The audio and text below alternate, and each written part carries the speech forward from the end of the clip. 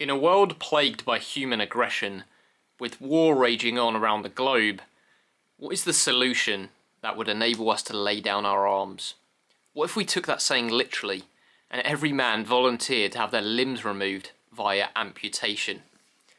That's the premise of potentially the most bizarre dystopian novel that I've ever read, Limbo by Bernard Wolfe, published in 1952. And this book follows a neurosurgeon named Dr. Martine, who is working at a field hospital in Central Africa during World War III. And in this conflict, the armed forces are being masterminded by an artificially intelligent supercomputer called MSIAC. I don't think that Wolfe ever elaborates on what this acronym stands for, but it seems to be a play on ENIAC, the electronic numerical integrator and computer, which was a real early computer developed for the US military during World War II. And Martine, working in this field hospital, is seeing and treating these really horrific, life-changing injuries that are the result of a mechanized war being fought remotely and masterminded by this machine intelligence, which ultimately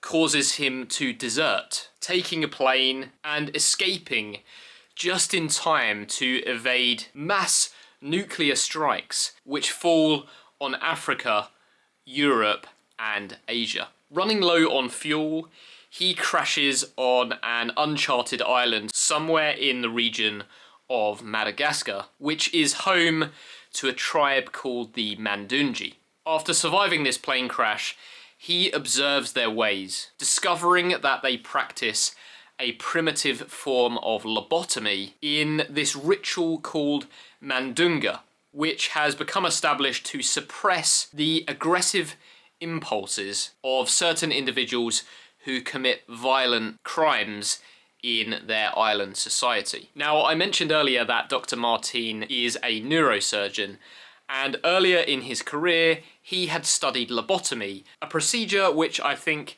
was still being practiced at the time when this novel was written in the early 1950s. So he starts helping the Mandunji tribe by carrying out this Mandunga ritual himself, performing experimental brain surgery on these people. And his rationale is that if they are going to do it anyway, he might as well use his medical knowledge to improve the safety of the procedure, minimize the risk of infection, and more reliably achieve the intended outcome. So there's some shaky moral ground for the protagonist to stand on at the very beginning of this novel. And actually, in addition to this, I think that he spends 18 years on this island where he marries one of the tribal women and actually has a child with her. And he names the child Rimbaud after the French poet Rimbaud, who actually had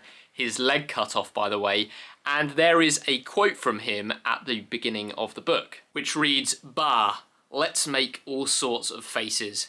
And then that is attributed to Rimbaud, and in brackets it says, "who became as a little child and had his foot cut off and died."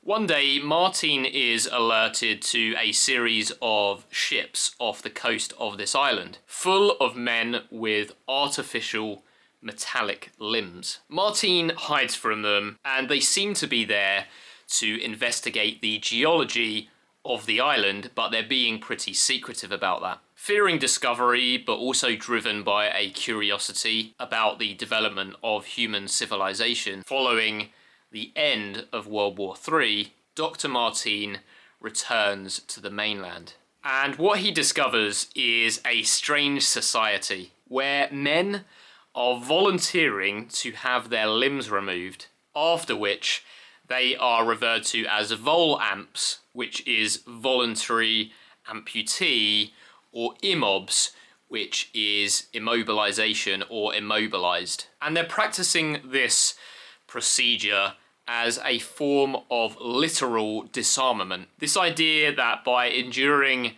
an initially highly painful experience, the desire to commit violent acts is suppressed permanently. And in this society, the Volamps are heralded as almost upper-class citizens with this elite status, being seen as moral heroes, and the more limbs that you have amputated, the more highly regarded you are in this society. As Martine is exploring this new world, he encounters a chilling discovery.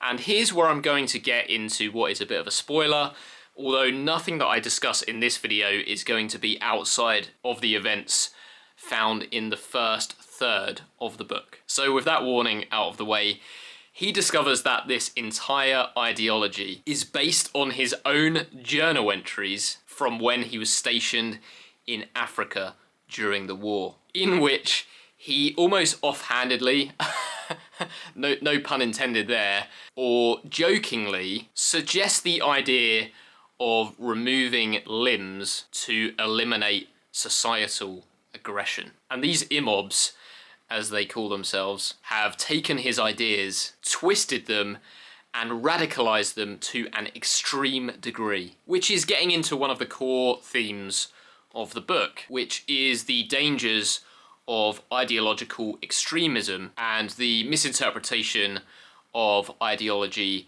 in general, and how that can sort of become tangled up over time, straying from its original intention. Not everyone in this world is on board with this ideology though, and Dr. Martine finds himself caught up in a conflict between multiple parties, with various forces that are vying for control of the rare metal used to construct these advanced prosthetic limbs, which is columbium, and that is actually an obsolete name for the element niobium. It's essentially Russia versus the USA, and this book was written in and around the early stages of the Cold War, so that was very much in the minds of science fiction writers of the time. And actually, I think this is where I'll briefly touch on the very interesting life of Bernard Wolfe, since he initially studied psychology at Yale and then went on to work for Leon Trotsky as his secretary and personal bodyguard during the Moscow trials. And then later ended up writing erotic fiction before penning an autobiography for the jazz musician Mez Mesro, which is all fascinating enough, and I could go into that in a lot more detail, but I think his adventures in 1950 are what influenced this novel the most, contributing to its ideas and its themes in a very direct manner. In 1950, Wolfe had a psychoanalysis session with Dr. Edmund Bergler, who is an important figure in the field of psychology, contributing to theories around the nature of homosexuality, and he apparently even coined the term writer's block. But most notably, in this context, Bergler strongly believed in the presence of a universal unconscious masochism that humanity harbour, a drive for self-punishment as a result of unprocessed or inherent guilt. Ideas which are all very much inspired by Freudian principles, and Wolfe was clearly enamoured with these concepts because he injects all of that into Limbo, and supposedly some of his other work too, none of which I have read, by the way. And here's where my main frustration with Limbo sets in, because aside from whether you're sympathetic to these ideas and theories at all, the delivery mechanism that Wolfe chooses to employ means that this just does not work as a novel. And let me explain what I mean when I say that. There is a section fairly early on into the book when Martine has arrived to the mainland where he finds himself in a lecture, which is a really clunky way of delivering these thematic ideas. But you think, okay, fine, we'll get through this lecture and get on with this narrative. But then this individual delivers this incredibly long, drawn out, and painfully dull lecture. And you're so relieved when it's finished and ready to move on to explore more of this strange and compelling world. But then another person takes the stage and you're subjected to another lecture. 2 back-to-back long lectures that take up, and I'm not exaggerating when I say this, probably around 50 pages. And then when that second lecture eventually comes to an end, you've been dragged across the coals, broken, bloody, bruised, bored, and you're finally ready to move on. But then someone else steps up onto the stage and delivers a speech, which is another thinly veiled lecture. Oh man, at this point you are probably 60 to 80 pages into this section where Wolfe is just lecturing you directly with these psychological, these societal, these philosophical ideas. And at this point I tapped out. I put the book down somewhere around the halfway mark, and I had to sit back at this point and really think about whether I even wanted to continue reading this. Because I am reading through Science Fiction, the 100 Best Novels list by David Pringle on the channel as a bit of a challenge, and Limbo is on this list. So I thought to myself, was this going to be the book that defeated me and put an end to this challenge? And it very nearly was. But every time that this book ground me down to dust, I rose from the ashes like a phoenix and I pressed on in this cycle of sort of intellectual death and rebirth, which ended up taking me a couple of months to get through, which is extremely slow for me. And this sort of thing is present throughout the book, right from the very beginning to the very end, with pretty much every conversation between characters in the book descending into an ideological debate. And Wolfe, regardless of his intent, I was going to say shoots himself in the foot, but in the context of this novel, he chops off his own legs, replaces them with prosthetics, and then uses them to step on rakes in every direction that he tries to walk. Whether that's his uncomfortable ideas about female sexuality, or his ham-fisted handling of race relations, or even his cringe-inducing jokes and word plays that are persistent throughout the novel, none of it is done particularly well, unfortunately. Interestingly, there are some illustrations in here, some of which are done by Bernard Wolfe himself, some are done by others who he credits at the end, but you can see some of that in there.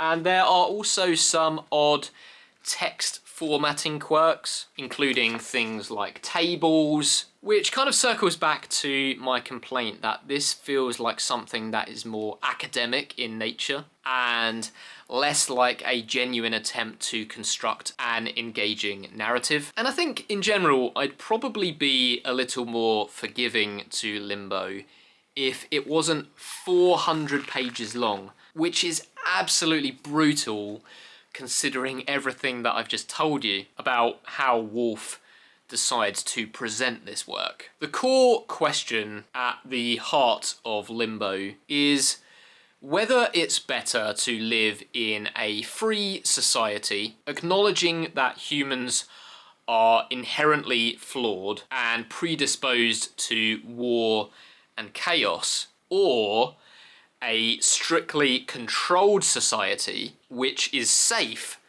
but as a result, totally sterile, where art, desire, and creativity go to die. There's a Bible quote at the beginning of this novel from Matthew 18, which reads, "Verily I say unto you, except ye be converted, and become as little children, ye shall not enter into the kingdom of heaven. Whosoever therefore shall humble himself as a little child, the same is greatest in the kingdom of heaven.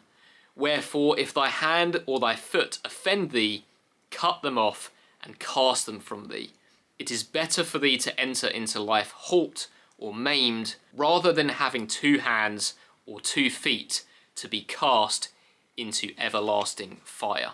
And I think you can see what he's doing there. Wolfe lived a fascinating life and in some ways wrote a fascinating book, but perhaps for all the wrong reasons. There are some genuinely compelling ideas wrapped up in it, but what rubbed me the wrong way is that he's writing it with this air that he thinks it's some sort of monumental work of dystopian fiction or societal critique, on par with the Huxleys and the Orwells of the world, who he directly mentions in here, by the way. And I leave this one feeling incredibly frustrated and baffled as to why it's been selected as both an SF masterwork and why David Pringle included it in his list of the 100 best science fiction novels. Would I recommend that you read this one?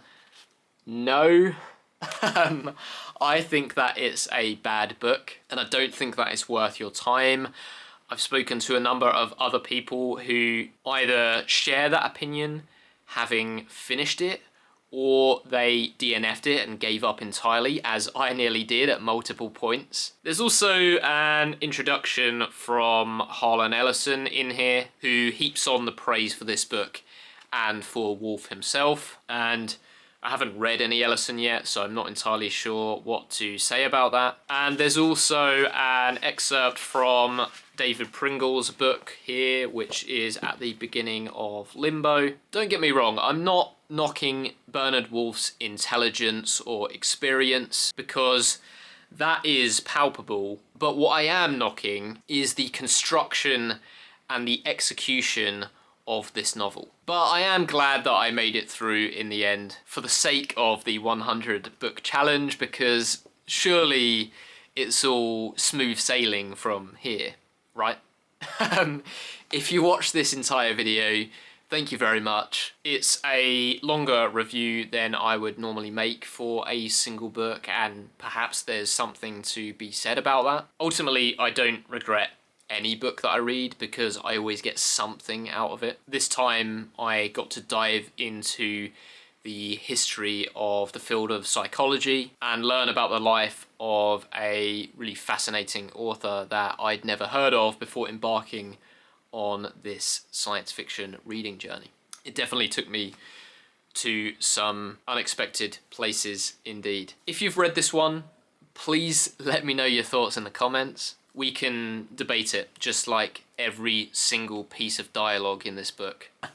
If you're new here and you fancy sticking around to see more reviews, lists and hauls, feel free to subscribe. And if you're already subscribed, thanks again for watching, and I'll see you on the next one.